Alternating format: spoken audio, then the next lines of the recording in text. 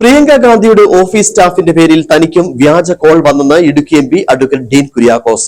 Idukki parliament മണ്ഡലത്തിൽ നിന്ന് തനിക്ക് താൽപര്യമുള്ള ആളെ മന്ത്രിസഭയിൽ ഉൾപ്പെടുത്താം എന്നായിരുന്നു വാഗ്ദാനം. ജൂലൈ 10-ാം തീയതിയാണ് കോൾ വന്നത്. ഇക്കാര്യം അപ്പോൾ തന്നെ പ്രിയങ്ക ഗാന്ധിയുടെ ഓഫീസിനെ അറിയിച്ചു. വ്യാജ കോളെന്ന് ആദ്യം തന്നെ മനസ്സിലാക്കിയെന്നും ഡീൻ കുര്യാക്കോസ് പറഞ്ഞു.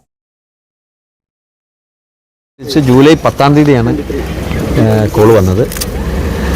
അപ്പോൾ പറയുന്നത് കേൾക്കുമ്പോൾ തന്നെ നമുക്കറിയാതെ തട്ടിപ്പാണെന്ന് അറിയാം.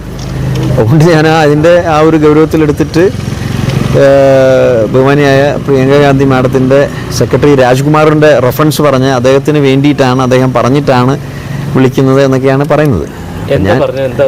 ജില്ലയിൽ നിന്ന് ആവശ്യപ്പെട്ടു ഇവിടെ എന്തായാലും.